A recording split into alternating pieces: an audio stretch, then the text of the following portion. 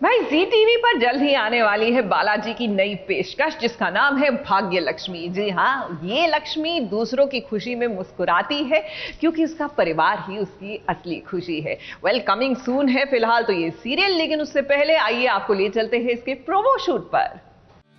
कुछ ऐसी ही है अपनी लक्ष्मी जो जल्द ही आप सबसे मिलने वाली है। सत श्री अकाल, मैं आपकी लक्ष्मी।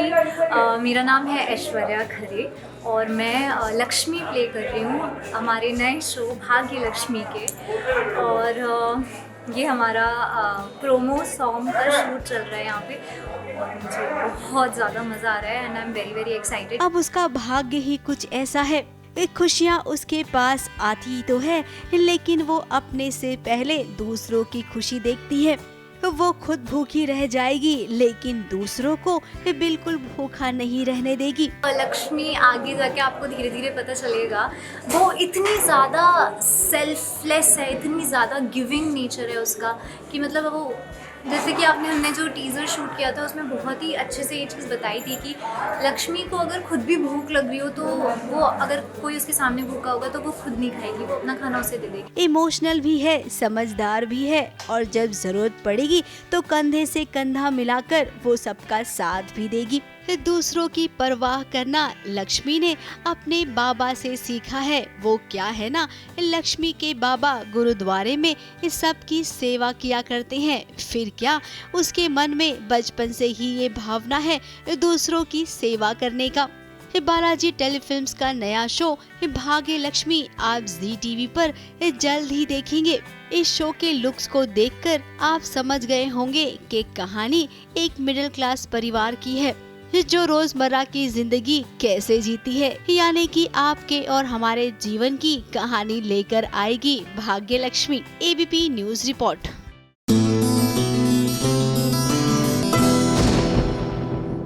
अच्छे लोगों के साथ ना अच्छा ही होता है, माने या ना माने। जी हाँ, समय लगे लेकिन होता अच्छा है। अब आप इसको किस्मत का लिखा कह लीजिए, वे ऑफ द वर्ल्ड कह लीजिए, जैसी करनी वैसी भरनी, मतलब जैसे आप इसको एक्सप्लेन करना चाहें कर सकते हैं। अब देख लीजिए सीरियल अनुपमा में एक तरफ तो अनुपमा की डांस एकेडमी खुल चुकी है तो दूसरी तरफ हमारे वनराज और काव्या। जी हाँ, जिन्हें लगता है कि दुनिया जाए तेल लेने, हमारी जो मर्जी हम वो करेंगे। वेल गेस व्हाट, उन दोनों की नौकरी गई तेल लेने, यानी कि नौकरी से हाथ धोना पड़ा।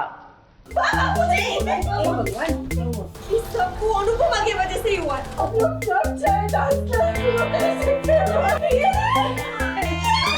इतनी छोटी सी बात के लिए उसने मुझे घर पे बिठा दिया। मेरा परिवार मेरे साथ है तो मैं कुछ भी कर सकती हूँ, कुछ भी। अभी अनुपमा को ब्लेम करके क्या होगा बताओ? अपनी एक्स वाइफ को डिफेंड करना बंद करो तुम। तो तुम उसको बार बार ब्लेम करना बंद करो। ओह माय गॉड, मम्मी अब तुम सेलिब्रिटी बन जाओगी। एक तरफ समझदारी है तो दूसरी तरफ एक केवल इल्जाम है। एक तरफ शाबाशी मिलती है जब अनुपमा आगे बढ़ती है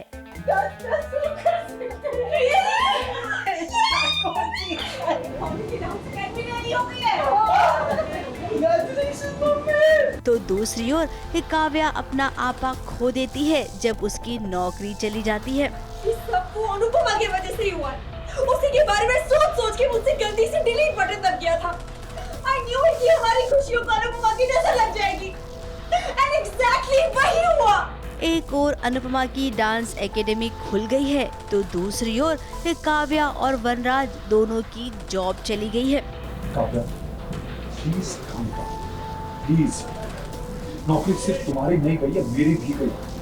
कैफ़े में बहुत शॉकिंग न्यूज़ मुझे मिली है। उसका दोस्त जो है वो कैफ़े बंद करना चाहता है बिकॉज उसके फादर को पैसे चाहिए। लेकिन इस बात से वनराज बिल्कुल भी नाराज नहीं है। वो तो अनुपमा को खुश देखकर उसकी खुशी में शामिल हो रहा है। और वहीं दूसरी ओर अगर काव्या की बात करें तो उसे इतना ओवर कॉन्फिडेंस था कि अपनी क्लाइंट मीटिंग में वो इस कदर फेल हुई कि उसकी नौकरी ही चली गई। Mrs Kavya Vanraj Shah, you know what, मुझे लगता है तुम्हारी नई शादी हुई अभी, इसलिए काम पे फोकस नहीं आ पा रहा है तुम्हारा। एक काम करो, आई हैव अ सजेशन, तुम भी तुम्हारे पति की तरह घर पे बैठो। अब काव्या, आपके साथ तो ये होना ही था। आपका ओवर कॉन्फिडेंस और केवल खुद के बारे में सोचना, कभी न कभी तो आपको इसका जवाब मिलना ही था। आप हमेशा दूसरों को तकलीफ और नुकसान ही पहुंचाती हैं। सो देखिए भगवान ने आपको इसका करारा जवाब कैसे दिया है। मुंबई से कलीम सलमानी और रुजेला फर्नांडिस के साथ एबीपी न्यूज रिपोर्ट।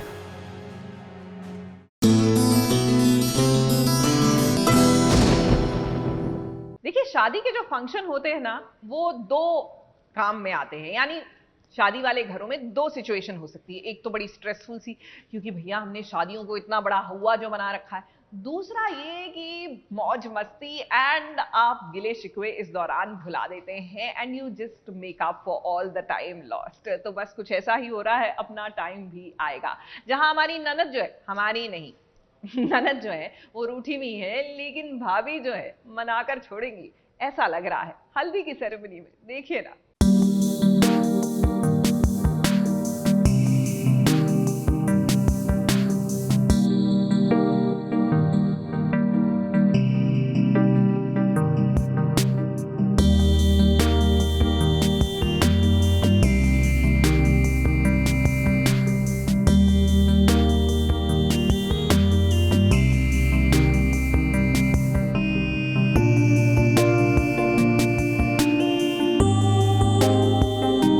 ननद की हल्दी हो रही है तो भाई ऐसे में भाभी कैसे न आए अपनी प्यारी ननद नंदनी की हल्दी में।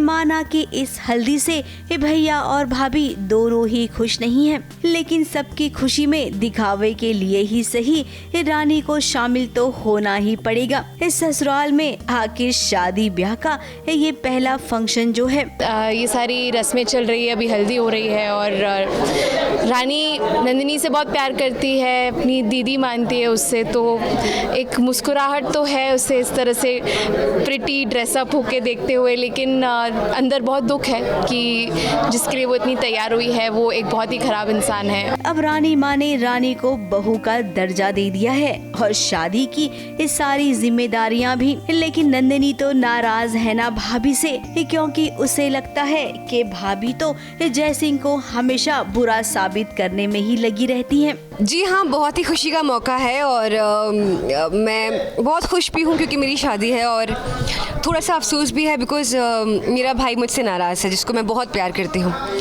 अब क्योंकि मेरे भाई मेरी भाभी सबको घर पे ले आए तो उनसे बदला लेने के लिए मैं ये शादी कर रही हूँ। अब नंदिनी इस घर की बहू है, आपकी भाभी, और आप जानती हैं ना बहुएं जासूसी करने में एक्सपर्ट होती हैं। उन्हें पहले ही पता चल जाता है कि कौन इंसान अच्छा है कौन बुरा, तो आपकी शादी होते होते वो साबित कर देगी अपनी जासूसी से कि जयसिंह एक अच्छा आदमी नहीं है।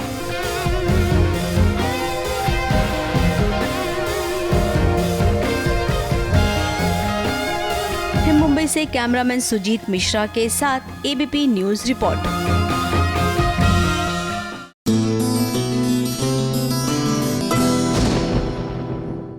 अच्छा, एक चीज बताइए, निया शर्मा और सलमान खान से वो एक कॉमन सवाल क्या है जो हर कोई पूछता है कि भैया तुम अभी तक सिंगल क्यों हो? तो बस आज यही सवाल जो है हम भी पूछेंगे निया से, क्योंकि करने वाले हैं एक खास मुलाकात। यही नहीं भाई, इस बात में कोई दो राय नहीं कि निया आज की डेट में टेलीविजन की बल्कि छोटे पर्दे की एंड OTT की सबसे बड़ी स्टाइल आइकॉन है।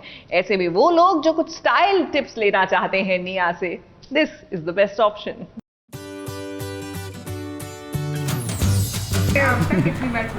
टूटा यार, मैं क्या बताऊँ। जब रात के 12 बज जाते हैं ना तो फिर मुझे समझ नहीं आता मुझे हंसना है कि मुझे रोना है, तो मैं पागलों की तरह बस हंसना शुरू कर दिया। मेरा तो बहुत ही हिला हुआ मामला है। When my payments gate delayed I can't tolerate that. क्या आप भी ये जानना चाहते हैं कि निया शर्मा ने कभी प्यार किया है? निया अभी भी सिंगल है या फिर नहीं? और आप में से कई फीमेल फैंस निया शर्मा कैसे बने? तो यस क्या कर रहे हैं? ये खास स्टोरी आप ही के लिए तो है, क्योंकि जब SBS ओरिजिनल्स पहुंचा निया शर्मा के नए म्यूजिक वीडियो अखियां दा घर के प्रमोशन पे, तो बिना देर किए निया से पूछे वो सवाल जो आप में से कई फैंस पूछना चाह रहे थे, और जरा सुनिए कि निया के क्या जवाब थे।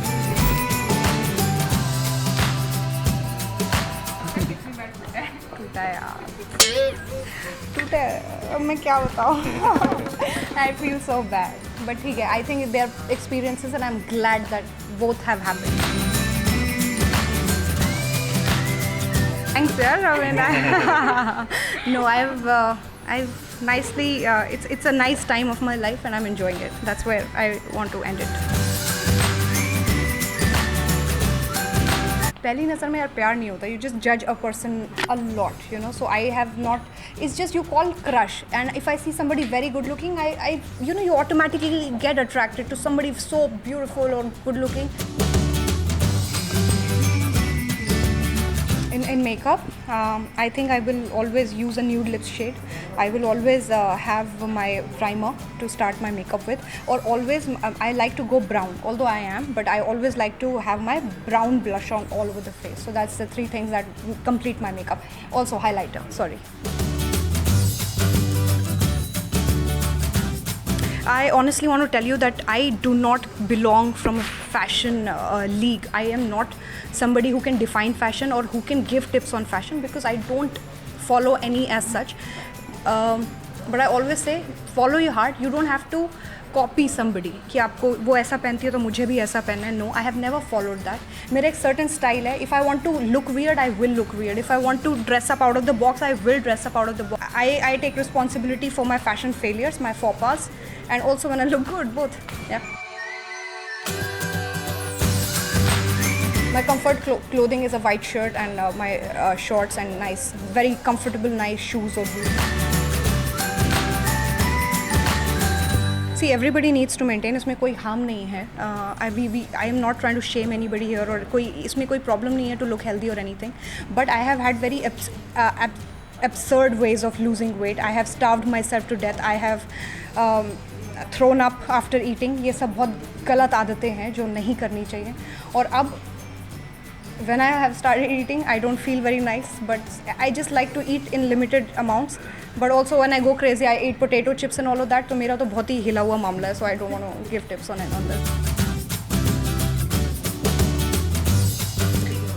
I can't tolerate unnecessary attitude. I can't tolerate lying when people lie through their teeth. फालतू में ज़रूरत भी नहीं है. And when my payments get delayed, I can't tolerate that. See, there is nobody in this world who doesn't have a mood swing. Even Kamal has mood swing. Kamal sir has his mood swings. But what I believe is that आप अपने mood swings अपने घर तक रखो. जब आप बाहर जा रहे हो, nobody deserves your attitude. Nobody deserves your mood swings. You need to greet everybody with you know, with a lot of warmth. And yeah, so I try to keep my mood swings to myself. Certain times you get irritated, agitated. It's not required, and yeah. Being in bed watching series after series, no bath, no nothing. कभी-कभी तो brush भी नहीं. Sometimes it's just your day of your idea of spending your lazy day. I like watching series. That's kind of I take it as my homework. I like to watch a lot of English series. I like to watch a lot of movies because I don't know. I just see them from a learning point of view, nothing else. Self-love is very important, and I'm the biggest example of self-love. I was not this girl who was liked or whose features, whose face was liked by many. I was not considered somebody who was very, very or extremely beautiful, and I'm not.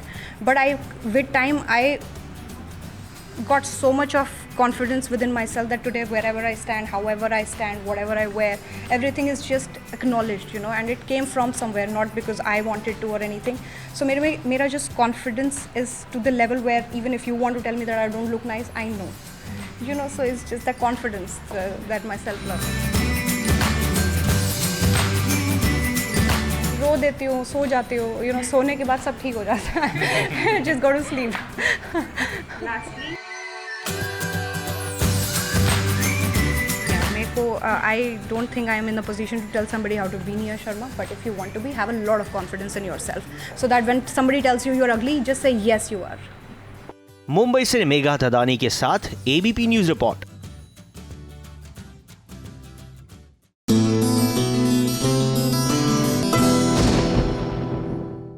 पता है OTT की सबसे exciting बात क्या है कि week शुरू होता नहीं कि वीकेंड का आप एजेंडा फिक्स कर सकते हैं। अब देखिए 9 जुलाई को आने वाला है डिज्नी प्लस हॉटस्टार पर कॉलर बॉम्ब। ये जिमी शेरगिल और आशा नेगी का कंटेंट है जो काफी एक्साइटिंग लग रहा है from the name of it. तो चलिए करते हैं दोनों से एक खास मुलाकात, जाने तो सही कि आखिरकार कैसा होगा ये कॉलर बॉम्ब। देखिए पहली चीज तो ये है कि वो हमें भी नहीं समझ आया है। नहीं राज, हरियाणा नहीं है, ऐसे किसी को मत बोलना प्लीज जाके।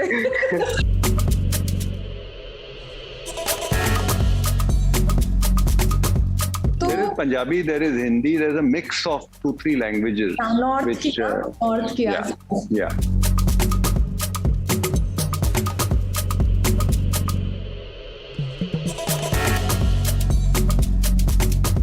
स्कूल गर्ल वो नहीं होती है, वो शाय टाइप की स्कूल गर्ल वैसी हो जाती थी और मेरे दिमाग में दिल है तुम्हारा के गाने बजने लग जाते थे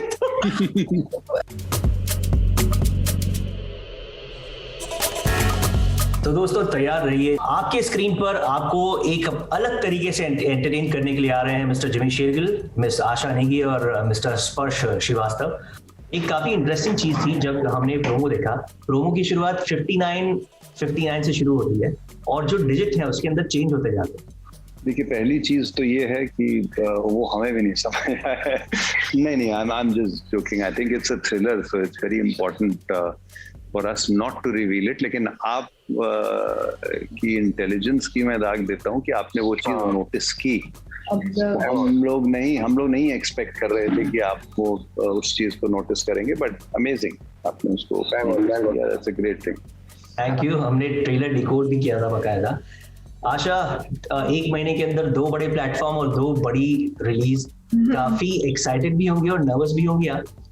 डेफिनेटली बहुत नर्वस हूँ यार ऑब्वियसली, मतलब क्योंकि 2021 में जहाँ तक इतना 2020 में तो काफी काम किया था और आया भी था, बट 2021 में ज्यादा उम्मीद नहीं थी क्योंकि जिस तरीके से ये सेकेंड वेव आई थी ऐसा लग नहीं रहा था कि इस साल कुछ होगा। बट या क्योंकि पहले का शूट किया हुआ था, पिछले साल हमने ये शूट किया था, तो रिलीज तो डेफिनेटली हो रही है collar bomb and I am very excited कि एटलीस्ट 2 रिलीजेस मेरी इस साल अभी तक तो हो गई हैं। बट हाँ, जल्द ही हालात ठीक हो और हम लोग सब और काम करें और जल्दी और शोज आए। I am playing a cop, जो कि आई थिंक मुझे बहुत टाइम से ऐसा कोई कैरेक्टर करना था। अच्छा, आपके कैरेक्टर में एक बहुत अलग बात है, वो ये कि हिमाचल प्रदेश की कहानी है, लेकिन आप जो बोल रही हो शायद हरियाणवी एक्सेंट है। ओह शिट, ऐसा लग रहा है क्या?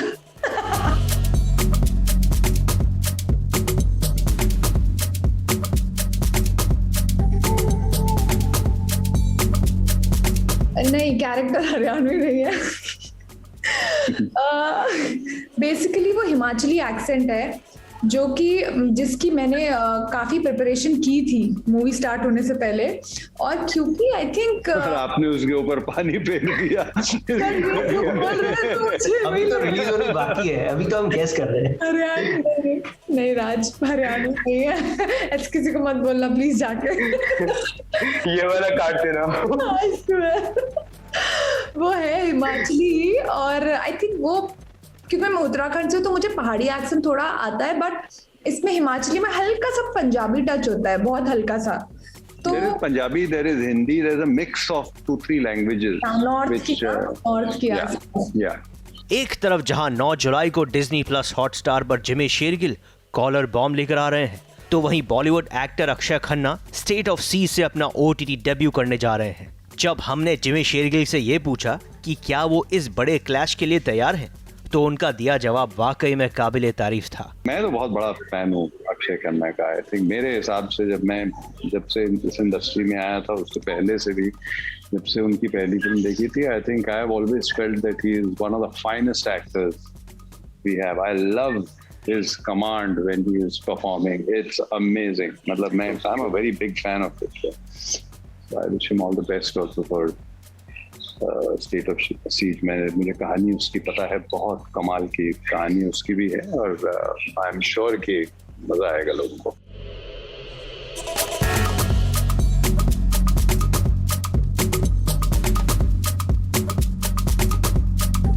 एंड जब when you have Jimmy with you, क्या एज एन एक्टर और एज ए ह्यूमन बीइंग आपको क्या सीखने को मिलता है? बिकॉज ये तब से फिल्में कर रहे हैं जब मैं शायद 9-10 में था। जैसे अभी स्पर्श बोल भी रहा था कि सर आते थे तो मैं ऐसे हो जाता था, मेरे साथ भी यही होता था। मैं तो स्कूल गर्ल वो नहीं होती है, वो शाय टाइप की स्कूल गर्ल वैसी हो जाती थी, और मेरे दिमाग में दिल है तुम्हारा के गाने बजने लग जाते थे। तो लकीली टेक के टाइम पे ये सब नहीं होता था, टेक में मैं अपने उसमें कैरेक्टर में आ जाती थी। लेकिन हाँ, मतलब आई थिंक स्पर्श समझता है उस चीज को कि हम कैसे नर्वस हो जाते थे सर के आसपास। बट सर से यार कितना कुछ सीखने को मिला है कि कैसे तुम काम रहो हर सिचुएशन में, एकदम काम। बहुत कुछ सीखने को मिला है। कॉलर बॉम्ब में आपको नजर आएंगे स्पर्श श्रीवास्तव भी, जो कि नेटफ्लिक्स की जाम तारा में अहम किरदार निभा चुके हैं। ये वही स्पर्श हैं जो सालों पहले बालिका वधू में भी नजर आए थे। स्पर्श, ये जो भोली भाली शक्ल है, इसने ओटीटी प्लेटफॉर्म पे पिछले 1-1.5 साल से काफी अलग खूंखार टाइप के कैरेक्टर्स आप कर रहे हैं। तो ये कैरेक्टर आप ही चुन रहे हैं? बिकॉज जनरली आपकी एज में लोग बोलते हैं नहीं मुझे हीरो करना है, या फिर मैं नेगेटिव शेड्स नहीं करना चाहूंगा। I'm also choosing, but I think for me ये कभी है ही नहीं कि एक हीरो सिर्फ वही हो सकता है जो अच्छे गाने गाता हो या अच्छे so good to be true जैसा हो कुछ। Every character could be a hero, any shade it could adapt। तो मेरे लिए कुछ ऐसा मैटर नहीं करता अभी। वो भी करूंगा थोड़ा बड़ा हो जाऊं, जब मैं स्टेज पे पहुंच जाऊंगा, जब मैं लगूंगा थोड़ा हीरो टाइप। हाँ सर की तरह एकदम। सब वैसे कैरेक्टर्स करूंगा। अभी मुझे तो सब एक्सप्लोर करना है, और नेगेटिव दो और डार्क दो, जैसे देने दो। I am good to go for it. Asha, जब मैं आपसे पहली बार मिला था, आप ऑस्ट्रेलिया में एक टीवी शो शूट कर रही थी, और यहाँ तक पहुंचने के लिए बहुत लंबा अरसा, बहुत लंबी जर्नी और बहुत लंबी मेहनत करनी पड़ी आपको। Correct, yes definitely, because I remember जब वो इस शो की आप बात कर रहे हैं, वो एक तरीके से मेरे लिए बड़ा ब्रेक था। और जब मैं उस शो में काम कर रही थी तो मुझे कुछ नहीं आता था बेसिकली। मैंने उस सेट पे सीखा है थोड़ा बहुत, फिर अपने अगले शो में सीखा है। उसके बाद जब बीच में एक टाइम आया था जब बिल्कुल काम नहीं था, तब मैंने एक्टिंग वर्कशॉप्स ली। तो काफी लंबा टाइम तो हो गया, आई थिंक मुझे 10 साल हो गए हैं इंडस्ट्री में। तो उतार चढ़ाव दोनों रहा है, एंड कैसे फेलियर के टाइम पे कैसे खुद को एकदम स्ट्रॉन्ग रखना है। एंड आई फील सीखते रहो, keep learning, keep doing acting workshops, कुछ ना कुछ करते रहो इज व्हाट आई फील कि इज द बेस्ट। भले ही तुम कहीं पे भी पहुंच जाओ, but just keep learning. Raj Dikshit, ABP News, Mumbai.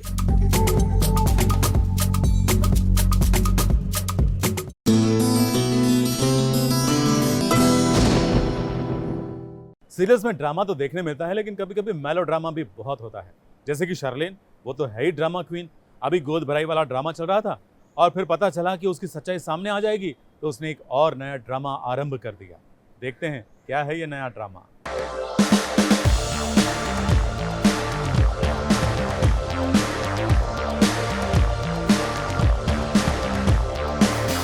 Luthra परिवार में खुशी का माहौल चल रहा था। हालांकि ये खुशी शर्लिन के लिए केवल दिखावा थी, जहां पर गोद भराई में शर्लिन को इस बात का पता चल गया है कि प्रीता ने उसके खिलाफ कोई गेम प्लान कर रखा है। जी हाँ, तोहफे में दिया हुआ हार, इसमें कैमरा लगा है, यानी कि शर्लिन और पृथ्वी के भी जो बातें होंगी वो सब इस हार में रिकॉर्ड हो जाएगा। आंखों से देखा था, मतलब लाइव टेलीकास्ट देखा। जो भी अंदर कमरे में हो रहा था सब अपनी आंखों से बाहर देख रहे थे, टीवी पे, बड़ी स्क्रीन पे, समझे। अब सोचिए, खलनायिका को जब इस बात का पता चलेगा तो वो कोई न कोई तो रास्ता निकालेगी ना। फिर क्या, उसने ड्रामा किया, और देखिए ये ड्रामा कैसे हिट हुआ कि वो सीधे अस्पताल आ गई। I don't like calling her भाभी। फर्स्टली भाभी नहीं, शर्लिन भाभी तो 4 साल से गुल खिला रही है, ठीक है, जो अब तक किसको नजर में भी नहीं आए। तो इन्हीं को पूछो, क्योंकि इन्हीं की भाभी है, हमें क्या। अरे बैकफायर तो इतने सालों से होते हुए आ रहा है, तो अभी हमें नहीं पता कि आगे होने क्या वाला है, बट जेन्युइनली अभी ये जो गिव एंड टेक चल रहा है, नेचुरली इतने टाइम से दिखाया है कि जो विलन्स हैं शो के वो उनका अपर हैंड होता है, हम लोग जो तीनों हैं जीतते रहते हैं। घर वाले तो इसी चक्कर में हैं कि बेचारी शर्लीन को कुछ हो न जाए। अब ये क्या जानते हैं कि शर्लीन को कुछ नहीं होगा, उसको कुछ करने से पहले भगवान भी 100 बार सोचेंगे कि कुछ करें या ना करें। जो उन्होंने अपेरेंटली शर्लिन को हार गिफ्ट किया है, उसमें कैमरा लगा के एग्जैक्टली शर्लिन और पृथ्वी के बीच में क्या चल रहा है पूरी लूथरा फैमिली के सामने वो लेके आए। उनकी एक कोशिश थी, लेकिन अब जो ड्रामा हुआ है उसके बाद आप जानते हैं कि शर्लिन और पृथ्वी, अगर हम एक कदम सोचते हैं वो 2 कदम आगे सोच के रखते हैं। तो उनका अभी वही चूहे बिल्ली का खेल चल रहा है, जिसके अंदर अभी फ़िलहाल ऐसा लग तो रहा है कि हमने जो देखना था वो देख लिया, लेकिन अचानक से शर्लिन और पृथ्वी ने फिर से कोई दाव फेंका है। हमेशा की तरह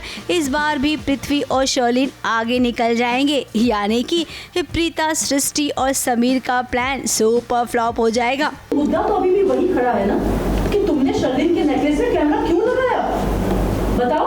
उनकी तबीयत खराब रहती है ना आजकल, तो प्रीता जी ने सोचा कि उनको किसी भी वक्त मदद की जरूरत पड़ सकती है, इसी वजह से उन्होंने नेकलेस में कैमरा लगाया कि वो उनको ट्रैक कर पाए। ये तो उनका भला चाहती है, उनकी मदद कर रही है, और देखिए इनकी वजह से वो आज बच गई है, उनकी जान बच गई है just because of Preeta ji, उस कैमरा की वजह से जो नेकलेस में इन्होंने लगाया था। कोई बात नहीं, अभी सीरियल तो इस सालों चलने वाला है, कोशिश करते रहिए, एक कोशिश करने वालों की कभी हार नहीं होती। मुंबई से कलीम सलमानी के साथ एबीपी न्यूज़ रिपोर्ट।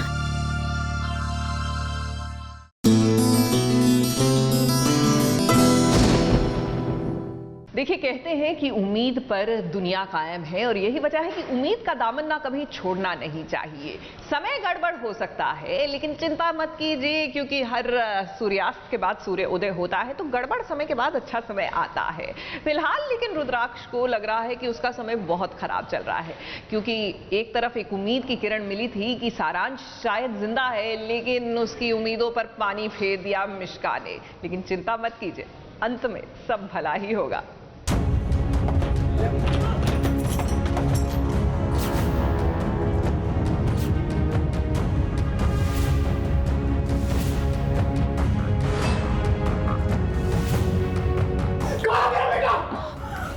इसको मुझे जवाब दो, तो मैं तुम्हें चाह रहा हूं।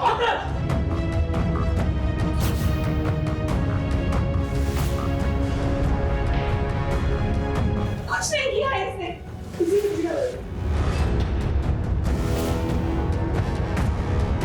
अपने सारांश को ढूंढते ढूंढते देखिए रुद्राक्ष ने किसे ढूंढ निकाला, अपनी भाभी और उसकी बहन मिश्का को। रुद्राक्ष के पास बहुत सारे सवाल है, लॉट ऑफ क्वेश्चंस कि कैसे तुमने मेरे बेटे को मारा, जो सब हुआ है पहले वो रुद्राक्ष पूछ रहा है मिश्का से, और मिश्का भी अपनी सफाई में कुछ ना कुछ एक्सप्लेनेशन दे रही है, but Rudraksh is not satisfied at all, और वो इस मामले की डेप्थ तक जाना चाहता है। मिश्का को जिंदा देख उसके मन में सवाल खूब सारे उठे कि बताओ मिश्का, मेरा सारांश कहाँ है?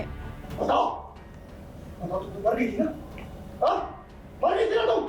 मिश्का, मिश्का जवाब दो। अगर जिंदा रहने ना तो जवाब दो। कहाँ मेरा बेटा? मिश्का, मुझे जवाब दो, नहीं तो मैं तुम्हें चाह रहा हूं। अब जो बॉम्ब ब्लास्ट हुआ था, उस बॉम्ब ब्लास्ट में सारांश नहीं रहा, ऐसा सीरियल में दिखाया गया। अब सारांश तो नहीं रहा, लेकिन भाई उसी गाड़ी में तो मिश्का भी थी ना, वो कैसे बच गई? खैर ये सवाल तो रुद्राक्ष ने भी पूछे। बताओ, बताओ, तुम मर गई थी ना? हाँ? मर गई थी ना तुम? मिश्का, मिश्का जवाब दो। अगर जिंदा रहने ना तो जवाब दो। उसकी भाभी ने इस सारे सवालों के जवाब दिए, और मिश्का ने कहा कि सारांश इस दुनिया में नहीं है। तुम्हारा बेटा मर चुका है, उसकी बॉडी तुम्हें मिली थी कि नहीं मिली थी? मिली थी, अंतिम संस्कार भी किया। Exactly, अरे क्या exactly? उस रात में सिर्फ मेरे बेटे को ही मरना था क्या? ये कैसे जिंदा बच गए? क्योंकि उस वक्त वो गाड़ी में नहीं थी जब ब्लास्ट हुआ। ब्लास्ट के झटके से वो दूर जाकर गिरी, और इसलिए वो आज तुम्हारे सामने जिंदा खड़ी है। You get it? ये सारा किया धराया कबीर का ही है। अब चाह कर भी रुद्राक्ष को मिश्का की बातों पर यकीन नहीं हो रहा है, और वो यकीन करेगा भी कैसे? सीरियल्स के राइटर को वो अच्छे से जानता है। आज नहीं तो कल सारांश लौटेगा, ये तो वो भी जानता है। मुंबई से रोजेला फर्नांडिस के साथ एबीपी न्यूज रिपोर्ट।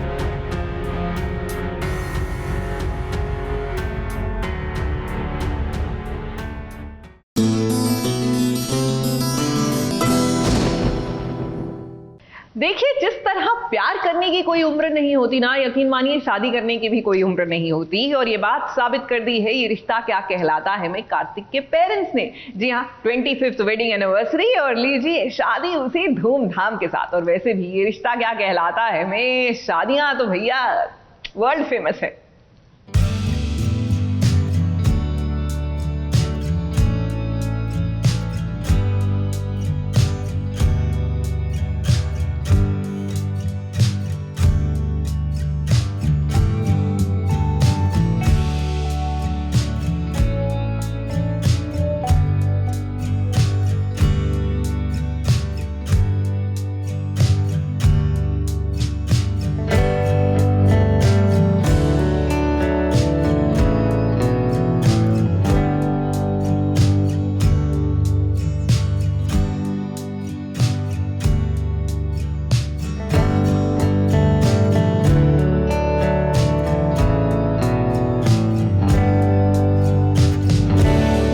शादी ब्याह करने की कोई उम्र तो होती नहीं है, ये अब तक हम सब ने छोटे पर्दे के सीरियल्स को देखते देखते सीख ही लिया है और समझ भी लिया है। जैसे मुझे पता चला कि मेरे भैया की शादी है, मैं दौड़ी चली आई। अब वो क्या है ना, छोटे पर्दे के लिए शादी ब्याह का मतलब होता है TRP आना। सो इसीलिए कोई भी मौका हो, अगर फिट नहीं बैठ रहा हो तो चलिए शादी करवा देते हैं, ऐसा मेकर्स अधिकतर करते हैं। और यकीन मानिए मेकर्स का ये टोटका एकदम हिट साबित होता है। अब ये रिश्ता क्या कहलाता है में इस सीरियल का दूसरा नाम शादी ब्याह तो है।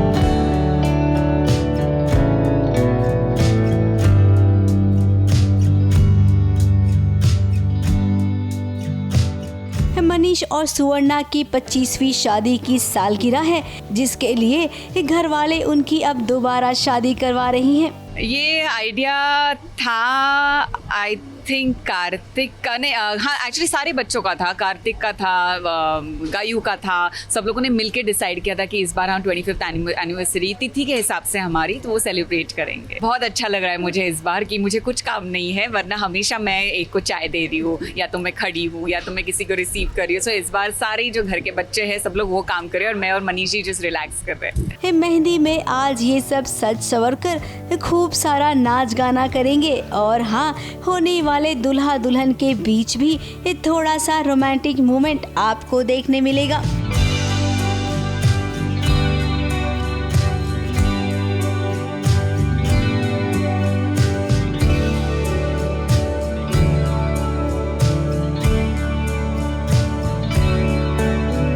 मम्मी पापा के इस मेहंदी वाले फंक्शन में सीरत भी तो आई है अपने परिवार के साथ। अब वो अलग बात है कि वो यहाँ पर आना नहीं चाहती थी। उसके दिल में कार्तिक को लेकर जो प्यार जगा है, उस प्यार को उसने अब दबा दिया है। अब कार्तिक बार बार सामने आएगा तो उसे डर है कहीं वो प्यार सबके सामने न आ जाए।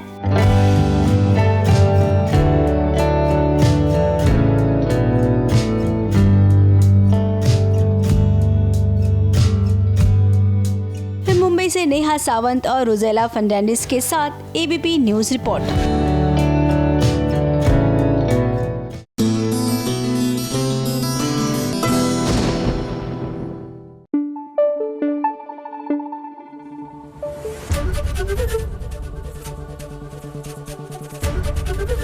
एबीपी न्यूज आपको रखे आगे।